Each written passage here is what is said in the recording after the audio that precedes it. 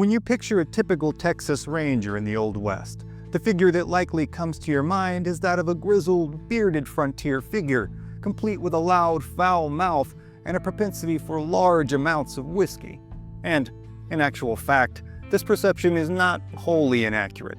But that's why it's even more curious that the greatest ranger of all time, the man whom all the others would pledge their unwavering loyalty to, was a soft-spoken, slightly built young man from the woods of Tennessee. He was respected by both friend and foe as a man who was fair but firm, courteous but courageous, and, above all, absolutely unshakable in the fire of combat. Tonight, join history at the OK Corral as we delve into 3 of the most fascinating stories from the life of Captain Jack Hays.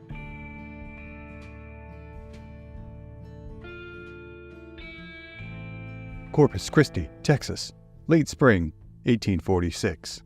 As the burgeoning township bustles with citizens going about their daily commerce and conversation, a man sits alone in a hotel lobby, seemingly unbothered, reading a handwritten note with as much regard as if he were perusing a mildly interesting article from one of the city's local newspapers.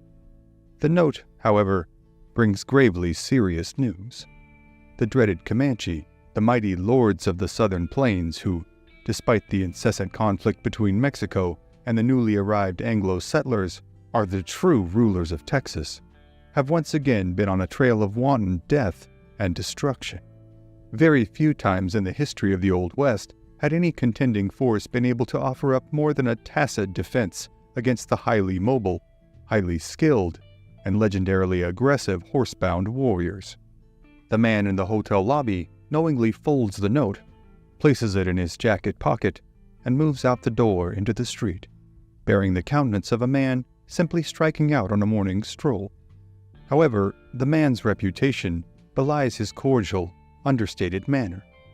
His name is Captain John Coffee Hays, better known as Captain Jack Hays, and he is perhaps the most well-known Texas Ranger in the state. The note informs Hays that a party of 600 Comanche warriors have spent the previous few days raiding settlements southwest of San Antonio. Now Hays and the 40 rangers under his command in the town of Corpus Christi make their way to the Medina River, west of the city of San Antonio. From here, they make their way north, to an area known as Bandera Pass. Finding the trail of the Comanche raiding party with the indispensable assistance of their native guides, the Rangers then make their way northwest, past the legendary landmark known as Enchanted Rock. It is concluded amongst the veteran Rangers and native scouts alike that the Comanche are headed west for a small lake located at the base of what is known as Paint Rock, a favorite watering spot for raiding parties. Hays and his men now agree that taking the most direct route to the watering hole is their only hope of catching the Comanche before they are able to disperse upon the vast open plains of northern Texas. Hays drives the men until well past midnight, even then allowing only a short rest until daylight. At sunrise, the party again pulls their stiff and sleep-deprived bodies into their saddles for another full day's ride across the undulating, limestone-strewn terrain. Finally, in the early evening, they arrive at the pictograph-strewn rocks that give Paint Rock its all-too-apt moniker, and Hays and his men come upon the large pond that serves as the noted watering hole. Seeing themselves to have arrived before the Comanche, the Rangers and Scouts hurriedly make their way to a small thicket of willow trees located on the northern end of the pond. The thicket, replete with a thick underbrush, will serve as the Rangers' hiding spot as they wait to ambush the Comanche. As night casts its shadow over the whole of the landscape around them, Hays posts sentries to keep watch, and orders the rest of the men to sleep as well as they are able. In what must seem like a literal blink of the eye to most of the men, the first rays of sunlight are soon peeking over the eastern horizon. Soon, after the sun begins to rise in earnest, the silhouettes of several dozen Comanche warriors, herding their stolen horses, can be seen making their way towards the pond. The morning is typically muggy, causing a small fog to form around the pond itself. In whispered tones, Hayes instructs his men to wait for his command to fire their initial volley.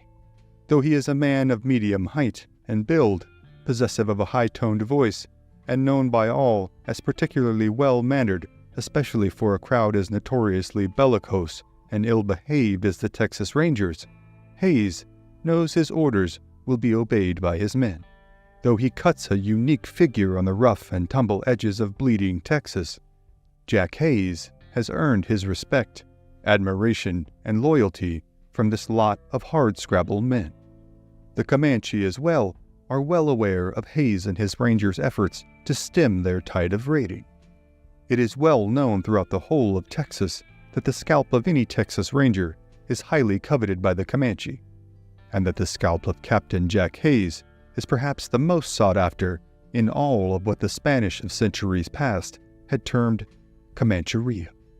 However vaunted his reputation, though, Hayes, and every man in the thicket, native scout and ranger alike, knows that they are now in a mortally dangerous situation, one in which the element of surprise and maintaining an offensive attack will spell the difference in their surviving the day or suffering a brutal demise at the hands of the Comanche.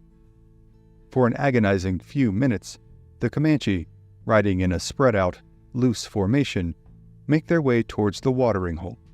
Finally, when the Comanche are mere yards away, the morning air is cut by the shrill Tennessean accent of Jack Hayes, shouting, "Fire!" The Rangers and Scouts let loose their initial volley from their single-shot rifles, but several of the shots missed their mark in the morning fog. A few of the unsuspecting Comanche are knocked from their horses, most soon lying still in death. Their comrades, unable to rescue them in the fray, retreat to outside of rifle range and wait for the sun to rise fully to illuminate the battlefield. As the ground becomes more and more visible to the Comanche, they discern from the Rangers' tracks that the Texas party is far smaller than their own. They see their odds as favorable and decide to proceed with a head-on assault on the willow thicket.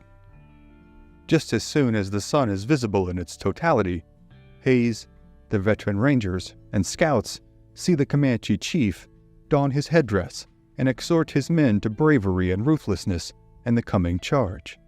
As the Comanche, still outside of rifle range, marshal their forces into a long, single line, Hayes instructs his men, at the mercy of their single-shot rifles and relatively new revolver pistols, to pick one warrior, take careful aim, and shoot them down. Every shot must count, he reminds them, or they are sure to be overrun. Then, for an all too brief moment, the men in the thicket find themselves near mesmerized by the nearly medieval spectacle before them, one that has struck terror throughout the frontier for nearly 2 centuries. The Comanche are armed with stout, short bows, similar to those used centuries before by Genghis Khan and the Mongols on the vast steppes of the Central Asian plains. Comanche lances, used primarily for spearing running buffalo from behind, measure roughly 14 feet in length and are just as deadly in combat against humans. Comanche shields are notoriously sturdy and often able to deflect bullets when held at the correct angle. Some of the warriors are also armed with rifles acquired from trading and raiding. Hayes and his men are not yet armed with the Walker Colt pistols that will spell a deciding difference in many fights yet to come. Instead, they possess that weapon's predecessor, the Patterson Colt revolver. Chambered in .44 caliber, the revolver possesses a rotating cylinder holding 5 shots. These cylinders must be detached to be reloaded, and thus the Rangers carry several preloaded cylinders.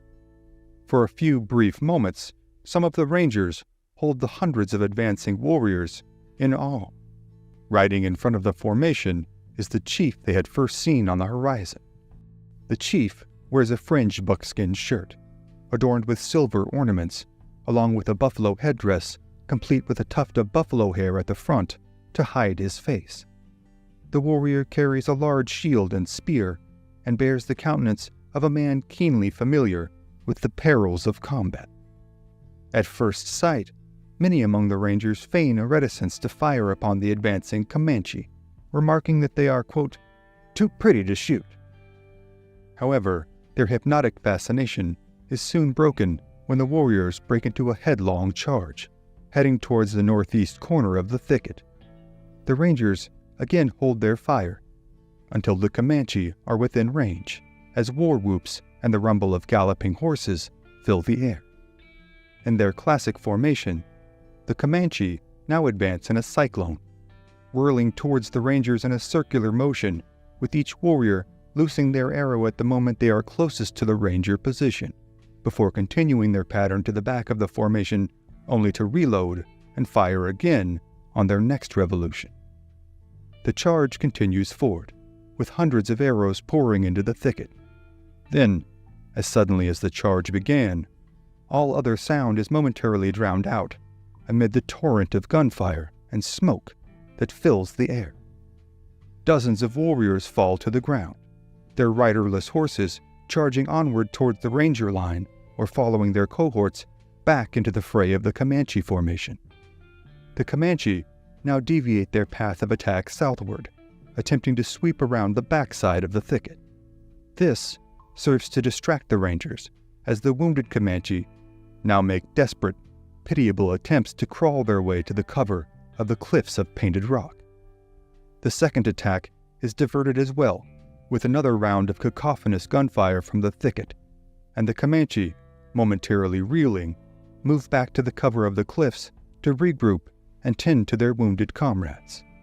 For several nerve-wracking minutes, the Texans and native scouts in the thicket can only reload and wait in a tense silence for another imminent Comanche attack. Suddenly, the Comanche war chief again appears on the horizon of the cliffs, followed by hundreds of charging warriors, seemingly more intent on dislodging and killing their quarry than ever before. Again, Hayes reminds the men to make their shots count, and again the Comanche charge the southern edge of the thicket, with Hayes and his men holding their fire until the Comanche are within mere yards of their position. This charge, too, is rebuffed, and the Comanche retreat to the northern end of the lake to again convene and decide on their next course of action. They decide that a lance charge is in order. They will close ranks with the Texans and scouts in the thicket and kill them at close range. Another charge is made, with hundreds of warriors streaming towards the ensconced Ranger position. Again, they are driven back by their enemy's precise fire. Now, this gruesome pattern repeats throughout the afternoon, as the Comanche mount charge after charge on the thicket, their fury mounting in equal proportion to their losses. Finally, just before nightfall, the attacks abate, and the Comanche withdraw to outside rifle range, where they camp in plain sight of the scouts and Rangers now effectively trapped inside the thicket. Hayes, for his part, posts sentries throughout the night as his men attempt to rest. Their proximity to the lake renders them able to resupply their drinking water and enables them to cut off the Comanche from doing so for themselves. The Comanche, instead, are forced to travel several miles to obtain water safely.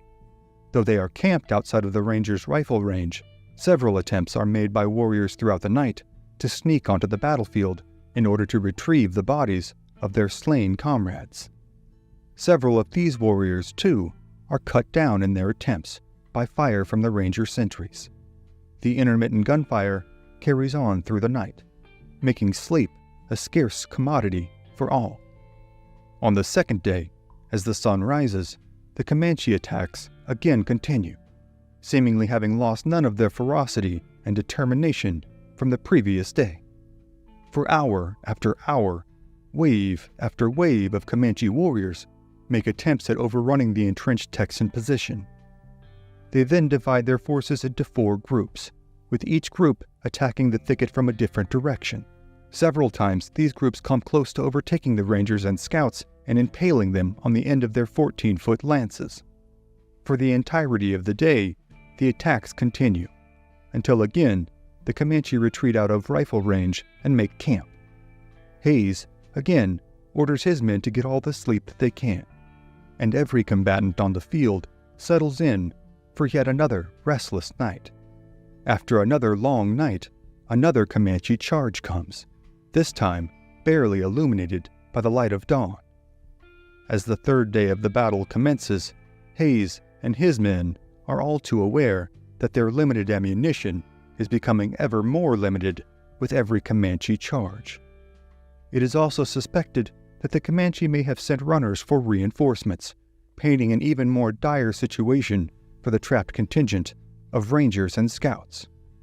For several hours, again, wave after wave of attacks are made, this time all of them accosting the north side of the thicket. With each successive charge, the Texians, yet to incur any casualties of their own, manage to deplete the Comanche forces of more and more warriors and horses. Soon, the battlefield is a bloody morass of human and equine bodies alike, lying prostrate and still on blood-soaked ground. Finally, late in the morning, the Comanche war chief assembles his men into a line. Though the Rangers and Scouts cannot discern the words being spoken, the tone is one of stern admonition. It is quickly inferred that the Comanche are determined to make one final charge, even at the sure cost of many of their own lives. Within a fleeting few moments, the final charge is at hand, with the Comanche bearing down upon the thicket at full speed, bellowing their war cries with all their might. Again, the Rangers and Scouts hold their fire as the charge advances. This time, Hayes advances in front of the thicket, taking careful aim at the chief leading the charge. As arrows begin to fly in among the thicket, the Ranger captain and chief see the ground between them rapidly closing. For a split second, the chief turns to issue a directive to his warriors. This, however, is the opening Hayes has waited for, as it momentarily exposes the chief's torso from behind his sizable shield. With the retort of Hayes's rifle, the chief falls to the ground, irretrievably caught in the throes of death. His warriors, ever loyal to their cohort and leader, stop to attempt to assist him, and are peppered with gunfire from the thicket. As they mill about the edges of the battlefield, making a series of ill-advised attempts at retrieving their leader's body, one of the Rangers rides swiftly onto the battlefield and, in a macabre scene, ropes the feet of the dead chief and drags his body back into the thicket to be rifled through by the victorious Rangers and Scouts. Though they are greatly disheartened and disgusted, the Comanche have no further desire to sacrifice their warriors and horses in an increasingly futile attempt to kill but a scant few trespassers in their territory. Soon, they disappear to the northwest. For several hours, Hayes orders the men to remain in their positions, in order to ensure that the Comanche retreat was not another tactical feint. Once this is assured, the Rangers and their Scouts are free to go about the grisly business of securing war trophies in the form of loot, weaponry, and scalps. One Ranger has incurred an arrow wound to his forearm in the final charge, and one horse has been killed. In turn, over 100 dead Comanche are counted, with many believing there to be more killed warriors carried off by their comrades. Though the war between Texas and the Comanche will continue on for decades, this will be the last time Captain Jack Hayes engages them on the battlefield in Texas. For his part, Hayes will go on to command the Rangers in the coming Mexican-American War, before making his way to California during the Gold Rush. But the countless tales of violence, vengeance, ruthlessness, and courage in the history of Texas are, for tonight, other stories for other times. San Antonio, Texas, summer 1841. In the faint light of dawn, a group of 35 horsemen, composed of 20 Mexican citizens and 15 Texas Rangers, are saddling their horses and checking their weapons. The men are angry, indignant, and thirsting for vengeance. Throughout the previous spring, they have lost countless head of cattle and horses, seen their homes ransacked and burned, and, in some cases, seen their loved ones cut down in front of their eyes. Despite the tenuous relationship between Texas and Mexico at the time, this group has followed the age-old adage that the enemy of one's enemy is one's friend. These Anglo-Texans and native-born Mexicans, along with their Lipan Apache native guides, ride now as brothers in arms against their collective enemy, the Comanche. They now unify around the singular intent of their joint mission, retaking the horses that had been most recently stolen from ranches all around San Antonio, as well as killing or capturing any and all Comanche that they can. The group assembles and rides out of town, heading southwest in the direction the Comanche raiders had last been seen. The Rangers, though comprising the minority of the overall force, are the most experienced in tracking and fighting the Comanche, and are assigned to lead this retributive expedition. Though they themselves have only existed for a little over half of a decade, they have amassed considerable combat time against the Comanche. They, along with their native guides, had been amongst the incredibly rare few who had fought the Comanche in their own proverbial backyard with any measure of success. Even then, they had not been able to stem the tide of violence that was washing over the whole of central Texas by way of incessant, horrific Comanche raiding. The intensity and severity of these attacks were unlike anything anyone in Texas, from the native tribes like the Tonkawa, Karankawa, Waco, and Apache, to the Spanish, to the Mexicans, to the Texians, had ever seen before. Many times at desolate locations throughout the beautiful but unforgiving Texas frontier, whole villages, families, and farmsteads were simply wiped out. The Comanche had, for centuries, suffered the slings and arrows of oppression at the hands of the more organized, wealthier, and simply more fortunate tribes. Their ascension had come only with their introduction to the horse, via the raiding of and trading with the Spanish. However, once this serendipitous meeting had occurred, the Comanche's rise to power happened with perhaps more intensity and more rapidity than had ever been seen by any tribe on the North American continent before. The Comanche mastered horsemanship, horse trading, horse stealing, and were one of the few tribes to selectively breed the animals. Unlike most tribes that American or Mexican forces had encountered up to this point in 1841, the Comanche also fought from horseback. Raids often took place on full moon nights, an occurrence that became so frequent that a full moon in central Texas became known as a Comanche moon. Unsuspecting settlers or villagers from rival tribes would awake to a cyclone of violence and terror that few would live to tell about. Mounted Comanche warriors who had made their way from base camps sometimes hundreds of miles away would suddenly swoop down on their targets, seeking to take all they could and kill anyone who might try to stop them. All men would generally be killed on sight, or else taken prisoner and summarily tortured to death as equal parts retribution and entertainment. Women would be taken prisoner and generally be used as slaves, both sexual and otherwise. Infants would, in general, be killed outright as their crying and constant need for care presented too much of a liability and inconvenience for a raiding party on the move to trouble themselves with.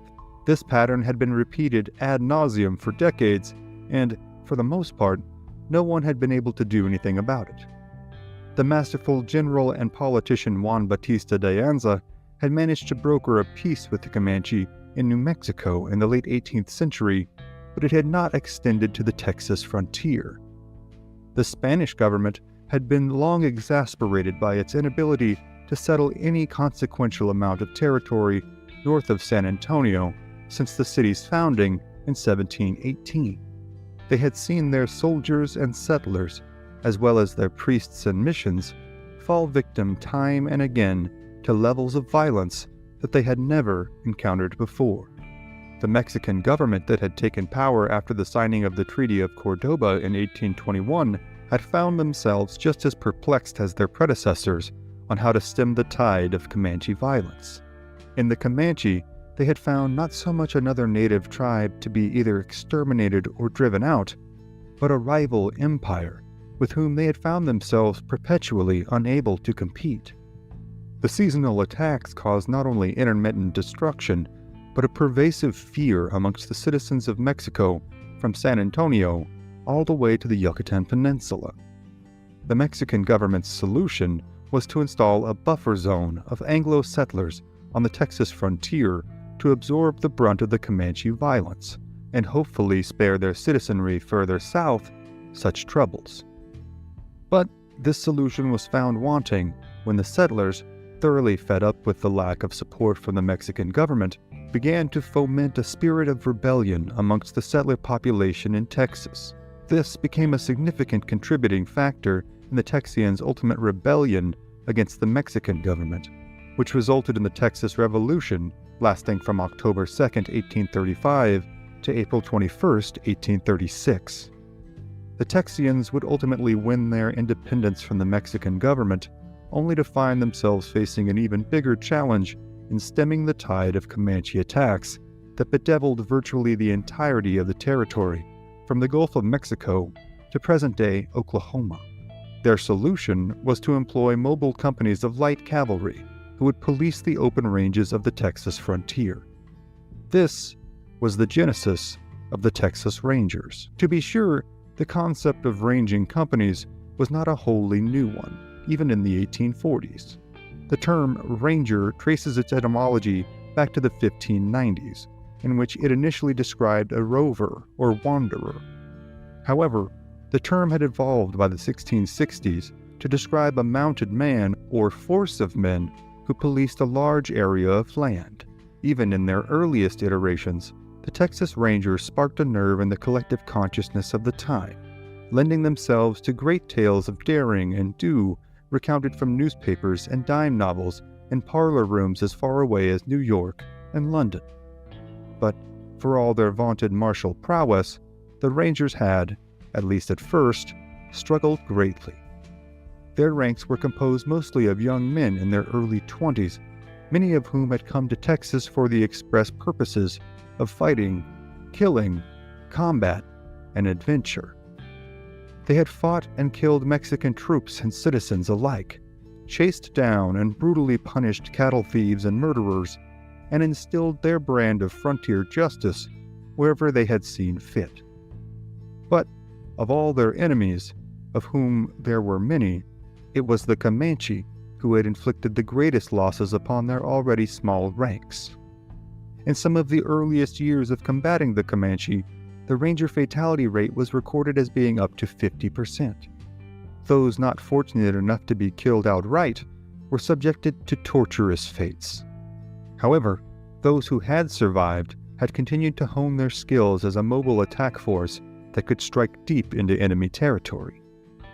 They had seen their friends and comrades die in horrific ways in remote locations, with few to remember that they ever existed, and they were loath to let the lessons that they had learned from this go unused. They had continued to refine their techniques in riding and shooting, developing and drilling new recruits in shooting on the move from atop a galloping horse. They had developed their weaponry, moving from single-shot pistols to 5-shot revolvers with reloadable cylinders. The selective, effective, consistent, intensive combat inevitably culled the already stalwart Ranger forces into a Spartan-esque group of highly experienced and highly motivated frontier killers. Though they were certainly held in high esteem by the Texas settlers and citizens they were charged with protecting, the Texas Rangers in 1841 were known as rough men who, without the outlet of their profession, would have found no place in civilized society. The Rangers had no formalized uniform, nor any code of grooming or dress. They wore whatever they pleased and found most practical in the Texas weather and terrain. Oftentimes, the average Ranger might wear buckskin leggings with a cotton shirt and a wide-brimmed hat. Still others might wear a serape and coonskin cap. They were often not terribly concerned with record-keeping, journaling, nor the popular literature of the day.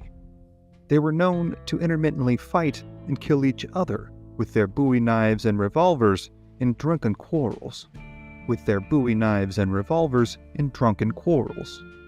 They were, by most accounts, more analogous to a modern-day biker gang than anything resembling a metropolitan police force today. Many had unkempt hair, long beards, and spoke coarsely. It was no small wonder, then, that they pledged their seemingly unwavering allegiance and obedience to a well-kempt, high-voiced, and slightly built Tennessean who was scarcely 24 years old. His name was John Coffee Hayes, better known as Jack Hayes.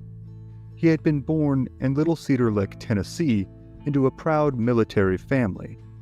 His father, Harmon A. Hayes, had fought under Andrew Jackson in the War of 1812.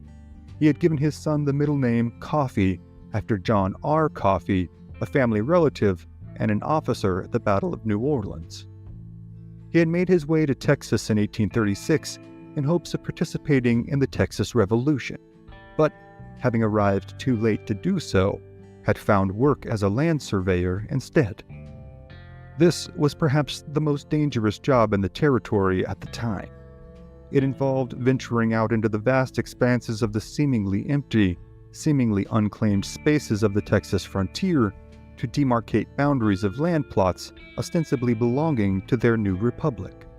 But, as everyone in Texas well knew, the territories west of San Antonio and the new capital of Austin were neither empty nor unclaimed. This land belonged to an empire that, at its height, dwarfed the size and scope of anything the Texans could legitimately lay claim to. It belonged to the Comanche, and it was known as Comancheria. To set foot in these territories without explicit permission of the Comanche was to put one's life in very real, very immediate danger. The Comanche had long observed survey parties sent out by the Spanish and Mexicans and knew what their purpose and intentions were. These were the men who snuck into their lands to divvy them up and sell them off to the Comanche's hated enemies. Thus, many a surveyor met his end staked out to the Texas dirt, as Comanche warriors heaped burning coals upon his stomach and mocked his cries of pain and torment. Hayes, however, had been undeterred by the risks. He had been recruited into the Ranger forces for both his demonstrable traits as well as his military pedigree, and worked his way up through their ranks in short order. While stationed near San Antonio, Hayes had become good friends with a Lipan Apache chief named Flaco. In their many conversations, Flaco had demonstrated in detail the tactics of the Comanche as opposed to other tribes such as the Apache or Waco. The Comanche attacked in cyclonic formations that saw a ring of riders rotate its way towards their target. Every time a warrior reached the point in his rotation where he was nearest the target, he would loose his arrow before his path continued to carry him to the rear of the formation, granting him time to reload and strike again on his next turn. Hayes employed Chief Flaco often in hunting down raiding parties and used the invaluable intel he had gathered from the chief in combating the Comanche on their own terms in their own territory. His reputation had grown not only amongst the Texians and Mexicans, but amongst the Comanche as well. They deemed him heap brave and referred to him as Captain Jack, which they pronounced Cap'n Yak, or bravo too much, meaning too brave. Many a bounty had been placed on his head by Comanche war chiefs and Mexican officers, who described him as an irascible devil. The accounts of friends and foes alike describe Hayes's normally affable, genteel manner, which seemed instantly transformed at the first call to arms. His dark eyes would become icy cold. His posture would become all at once commanding, and his distinctive, high-toned voice would become crystal clear and calm in doling out orders whose consequences would result in the men under his command living or dying. He was described as intensely concerned with the well-being of his men, but nearly suicidal in his disregard of his own, as arrows and bullets flew, shrieks rang out, and bodies fell all around him. These traits had garnered the young man not only the accolades of promotion within the Ranger ranks, but the unwavering loyalty of those in his charge. And so it was on this hot summer morning, as Hayes led his band of Rangers and Mexican gunmen in their pursuit of their mutual enemy.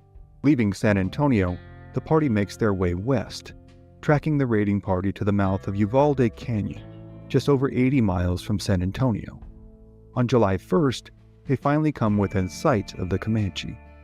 Knowing that time is of the essence if they are to maintain the ever-critical element of surprise, Hayes and his men make an immediate attack on the band of Comanches, roughly a dozen strong. The Comanche, for all their prowess in offense, often let discretion be the better part of valor in the face of surprise attacks. This case is no exception, as the Comanche warriors, along with one of their women, scatter into a nearby thicket. Hayes, leading the attack, brings his horse to a stop, while seemingly simultaneously stepping off the animal's back and charging into the thicket without breaking stride. Two of Hayes's ranger comrades do the same, and the three men pursue their quarry headlong into the dense thicket. A volley of arrows flies towards them, with most of them sticking into tree trunks or bouncing off of limbs. They are, however, effective enough in deterring the rangers' attack, as all three men are hit. One of the men is grievously wounded, the other seriously wounded but still mobile, and Hayes has suffered a painful but comparatively minor wound to one of his fingers. Hayes directs the most seriously wounded ranger to take cover as best he can, while he gets their more mobile comrade to the comparative safety of their battle line. Hayes manages to do this, then returns to the thicket with a double-barreled shotgun in order to retrieve his more critically wounded ranger cohort. Of the 12 Comanche warriors in the thicket, only one is armed with a rifle, the rest being armed with bows, arrows, tomahawks, and knives. Against one wounded man with a shotgun and another nearly dead man with a pistol, this would normally be an unremarkable challenge for the Comanche, even within the restrictive confines of the thicket. Incensed at the rangers' rude interruption, the Comanche gather into a battle line and begin their attack, ripping through the limbs and brush, intending to swoop down on Hayes's position and end this troublesome, arrogant Texian once and for all. Jack Hayes, however, intends to kill all the Comanche he can, and, should they not kill him, get his wounded comrade to safety. He waits an agonizingly long several seconds until the Comanche charge is within 15 feet of he and his fellow ranger's position, before suddenly rising and coolly squeezing off shotgun blasts into the two closest warriors. Then, with the second shot still ringing in the air, Hayes drops the shotgun to the ground and draws his revolver. However, the two shots from the shotgun, as well as the visual of the damage done to their comrades, has been enough to dissuade the Comanches from their assault. This provides Hayes the proverbial window he needs to drag his fellow ranger to safety. He directs the men not caring for the wounded to encircle the thicket and shoot any Comanche who attempts to flee. Hayes then obtains a rifle and several freshly loaded cylinders for his revolver, before sprinting back into the thicket alone. Hayes hunkers down into the same position he had left, with the stench of blood and gun smoke still heavy in the air. For the next 3 hours, Hayes proceeds to pick off the Comanche, one by one, as attack after attack is made only to be driven back by the accuracy and rapidity of Hayes's fire. Finally, as the late afternoon sun begins its languid descent into the west, there are only 2 men left alive in the thicket, Hayes and a Comanche warrior, as well as one Comanche woman. 10 of the Comanche's fellow tribesmen, with whom they had traveled so far, and only this morning shared the warmth of their campfire and comfort of a good meal with, now lie strewn about this isolated thicket, their lifeblood drained into the caliche dirt. The last Comanche warrior, knowing he is surrounded and escape is all but impossible, resigns himself to his fate. He sings his death song, which echoes off the canyon walls in haunting refrains. The warrior then steals his mind, informs the lone woman left with him that she will be taken prisoner soon, and that she must conduct herself honorably and stay strong under the cruel yoke of the Texian intruders. Then, he takes a deep breath, nocks one of his arrows, and begins to maneuver his way towards Hayes' position, intent on at least taking his pound of flesh from the Texians before entering the next world. Hayes, now sweat-soaked and covered in dust and blood, has been waiting. Though he has managed to kill all 10 of this warrior's comrades, he knows the fight is not over until either all of the Comanche are dead or he is. Again, Hayes hunkers down as the thudding of footsteps and crashing of limbs nears his position. Finally, when the last warrior comes within 15 feet of his position, Hayes rises and takes aim. This time, though, he does not manage to get off a shot before his enemy. The Comanche looses his arrow at the same instant Hayes' revolver sends out a cacophonous retort. The arrow whips through the air, grazing Hayes' shoulder and knocking him to his back. The Comanche warrior is struck in the torso, but continues his attack, knife in hand. Hayes manages to pounce to his feet, and with the warrior mere feet away, empty his remaining 4 shots into the Comanche, ending his last fight for good. The woman is taken prisoner, the horses recovered, and the Comanche's bodies left to the desecrations of the wolves and coyotes.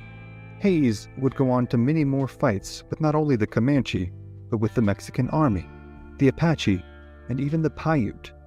He would ultimately move to San Francisco, where he would be named sheriff and amass a substantial fortune via ranching and real estate. Until his dying day, he would retain the respect of many of his staunchest former enemies, so much so that, upon hearing of the birth of Hayes' first son, the Comanche chief Buffalo Hump sent the ranger captain a golden spoon as a gift for his new baby. Hayes would go on to become one of the original members of the city of Oakland. He would ultimately pass away at the age of 66 and is buried at the Mountain View Cemetery in Oakland, California. The Comanche, though they had borne the brunt of this particular engagement, would go on to expand their empire, living as lords of the Southern Plains until the 1870s, when they were finally relegated to the doldrums, discontent, and perpetual disrespect of reservation life. The fight for Texas, perhaps more so than any territory in the whole of North America, was a bloody, unforgiving, grief-soaked, and violence-driven affair. The tales of triumph, tragedy, hopes gained, and lives lost are too numerous to cover in one episode. And while all are tales worth remembering, for tonight, they are other stories for other times.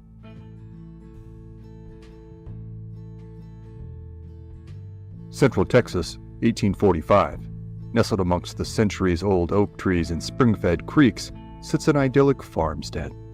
Its owners, likely immigrants from Germany, have meticulously built a small but sturdy cabin and maintained their crops and livestock herds through daily, arduous labor. Their efforts, however, have proven to be tragically in vain, as the entire family now lies prostrate and cold in various positions about the farmstead, the most recent victims of the Comanche raids that have been terrorizing the entirety of the Texas Hill Country for weeks now. This family has been targeted not because they have developed any personal animus between themselves and the Comanche, but because their mere presence here in what was known to the Spanish as Comancheria is tantamount to a declaration of war against the feared and fearsome lords of the Southern Plains. Their once bustling farmstead now lies still. The scene that unfolded only hours before must have been horrific, but it was not at all unique. The Comanche raiding party, quite large in this particular case, numbering between 200 to 300, had swept down from the surrounding hills, killed all who posed even the most tacit threat of resistance, and made off with all of the prisoners and horses that they were able to. Now, as the sun makes its ascent, burning off the morning mist and making the day stiflingly hot by noontime, the Comanche are on their way west. They have been traveling hard since their early morning raid on the farmstead. Their raiding has indeed proven successful, as they have gathered a large herd of horses stolen from several of the ranches surrounding the city of San Antonio. But the spoils of their effort are now proving to be a notable hindrance in their race to put distance between themselves and the Texans who would invariably pursue them. However, with the number of warriors present in this raiding party, the Comanche are not too concerned about the retaliation of a people who had proven all but inept in pursuing and engaging them. The Spanish had made their efforts in combating Comanche raiding, as had the Mexican government, as had virtually every sizable tribe in Texas. But at this point in 1845, with very few exceptions, the Comanche have operated with virtual impunity throughout the whole of Texas. They refer to the Texians and Mexicans as their livestock keepers, a people fit only to hold on to the vast horse herds until the Comanches see fit to take them. Their disdain for the settlers is certainly primarily due to their chosen location, as encroaching anywhere on the vast expanses of their rightful empire is an offense punishable by death. However, the Comanche also hold in contempt any culture, be it native or European-based, that practices sedentary agriculture. This is a decidedly distasteful livelihood by Comanche standards. They view their highly mobile hunting and raiding culture as a more masculine, honorable way of life, and therefore assumed it to be universally preferable. However limited their cultural viewpoint may be, their tactics and practices have proven highly effective. The Comanche's ascension from perpetually beleaguered hunter-gatherers to the wealthiest tribe on the whole of the American plains has been perhaps as rapid a transition as any society has undergone in human history. By the early 19th century, they have taken over virtually the entirety of the southern plains, from present-day Kansas all the way to South Texas. However, their wealth is not only in land, but in horses.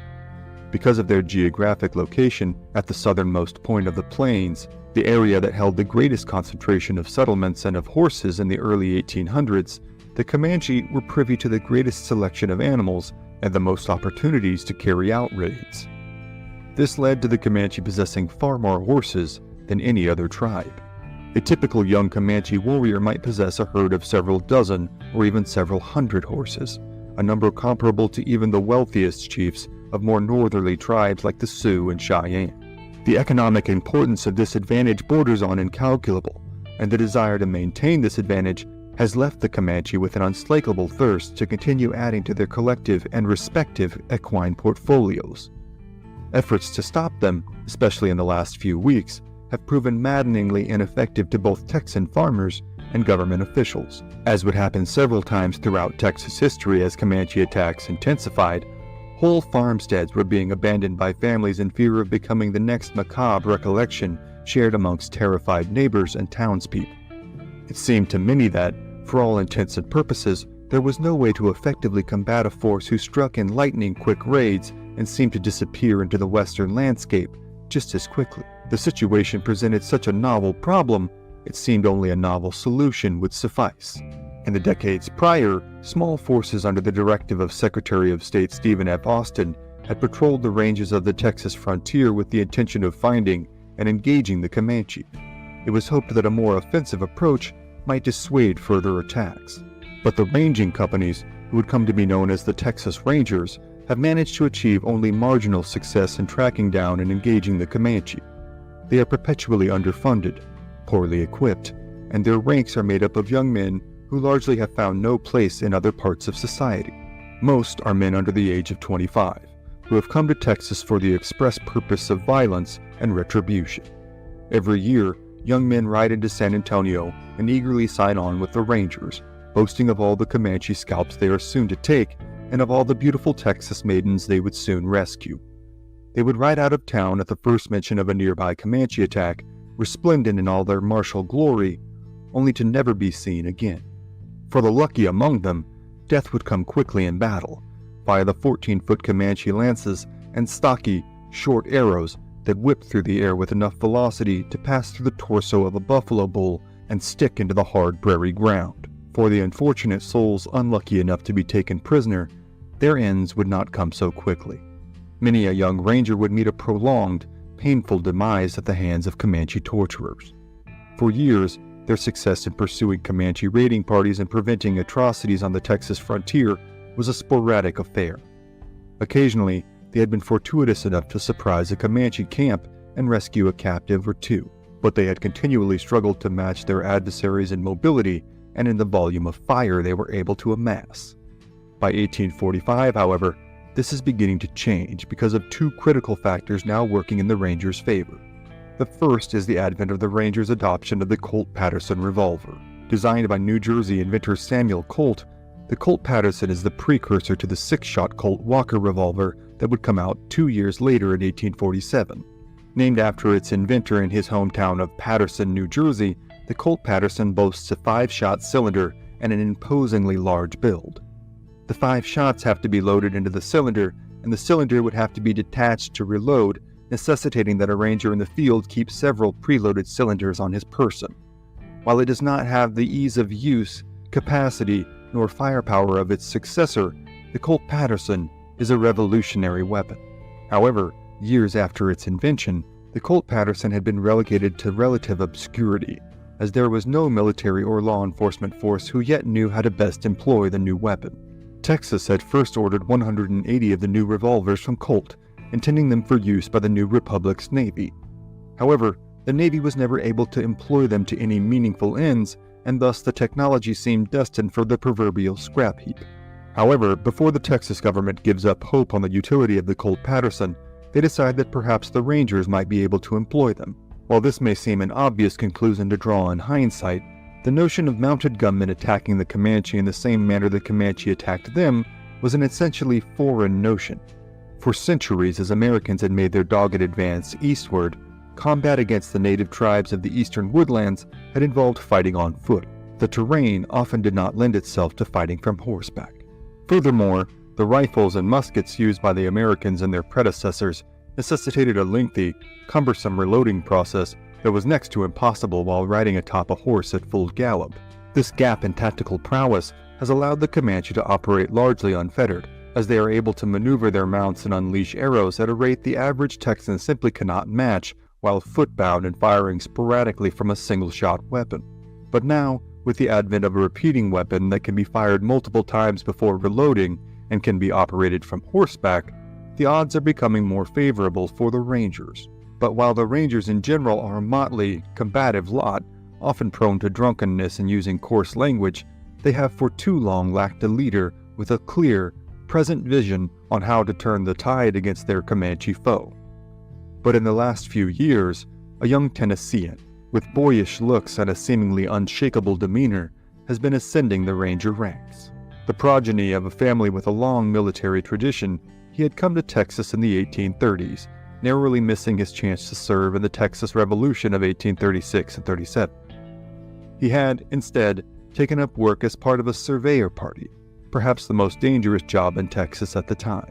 The Comanche were well aware of surveyor parties, and had surmised that their purpose was to measure out the allotments of their land that the Texas government was unjustly giving away. Thus, surveillance parties were subject to some of the most gruesome tortures the Comanche practiced, from being staked out alive on the plains, to be eaten by wild animals and burned by the sun, to heaping hot coals upon the unfortunate victim's torso. He had managed to avoid such unfortunate fates, and was able to sign on with the Texas Rangers. For the last several years, he has been working his way through the Rangers' ranks. His name is John Coffee Hayes, better known as Jack Hayes. He will prove to be the second important factor in changing the way the Rangers fight. In a world of the big-bodied ruffians that comprise most of the Ranger forces, Hayes stands out for both his slender build and his civilized manners. He has a calm, high-toned voice, dark hair, and the cool, calculating eyes of a dyed-in-the-wool killer. Time and time again over the preceding years, the Rangers in Hayes' company have marveled at his ability to switch instantaneously from an affable, thoughtful conversationalist to a snarling, myopically focused combat leader. The times he has put himself in mortal danger from enemy fire, all while doling out concise, clear orders to the Rangers in his command, seem too numerous to count by this point in his career.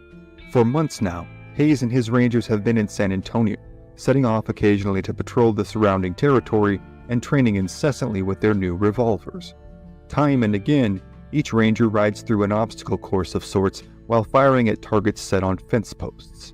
Hayes drills the men until not only they, but their horses are fully comfortable with the demands of combat conducted on horseback.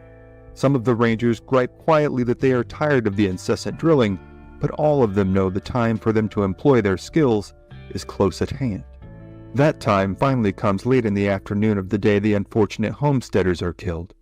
Hayes receives word that, yet again, the Comanches have wrought their particular brand of havoc on the surrounding countryside.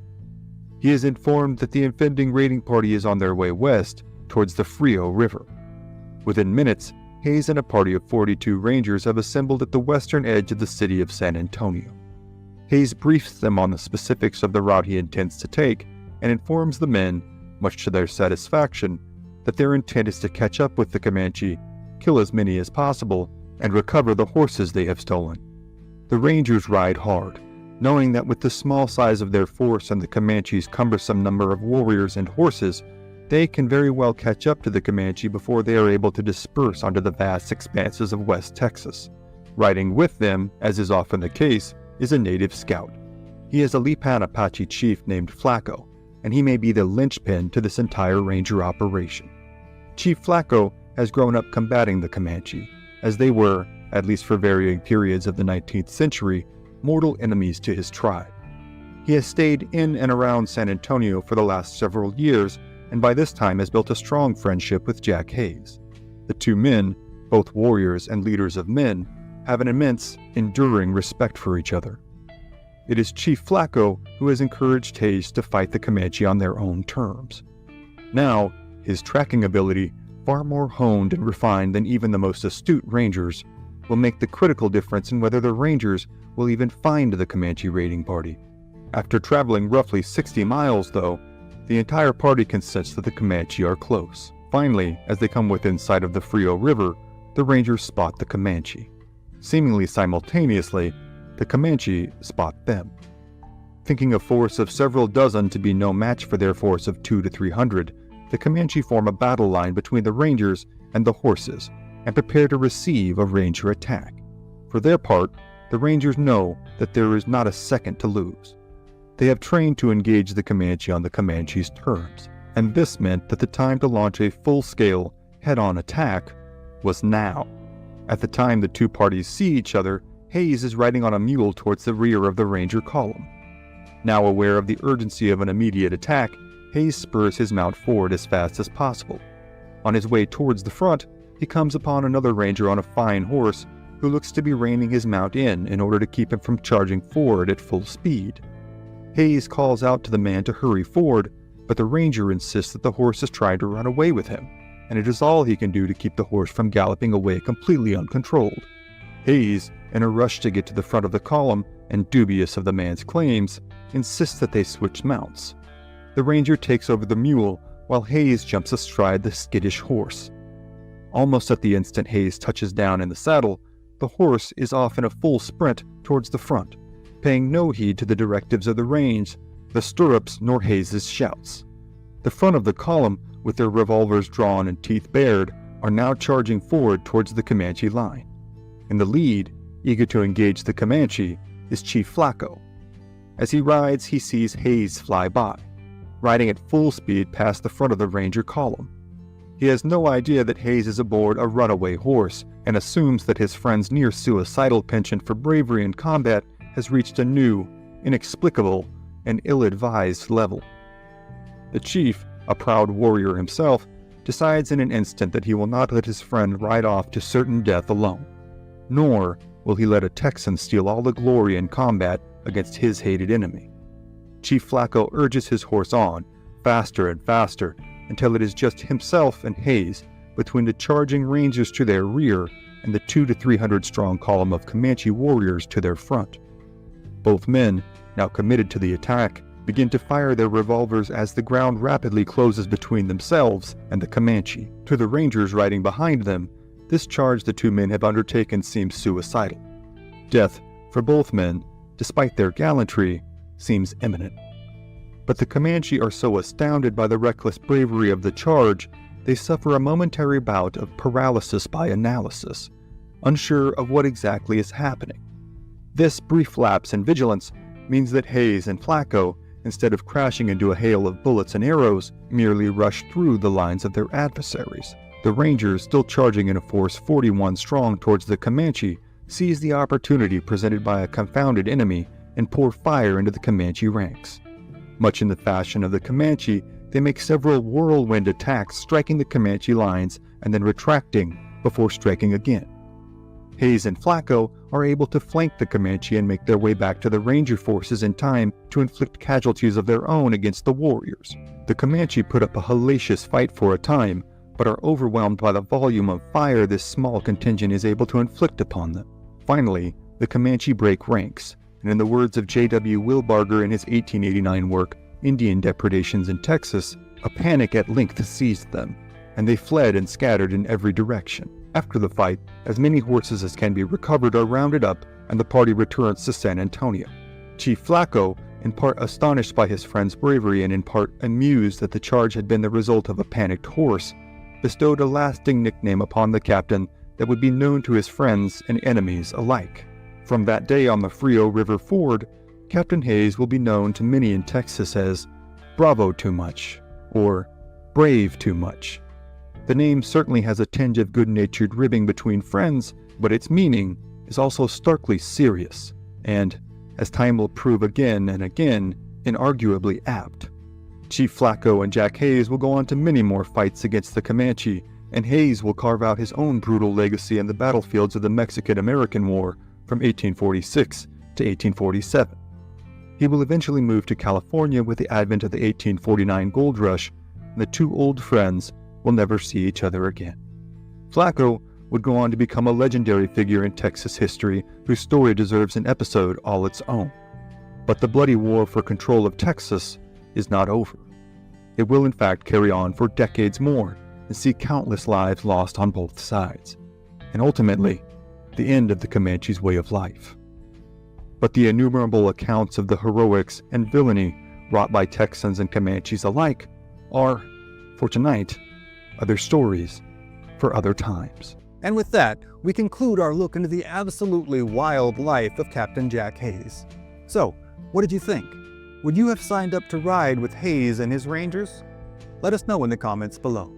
Also, if you'd like to learn more about Old West history, click on one of the videos on your screen now to watch more.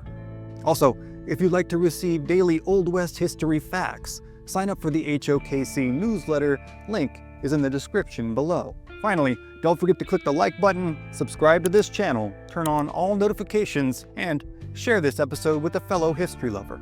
Thank you again for watching, and we'll see you next time on History at the OK Corral, home of history's greatest shootouts and showdowns.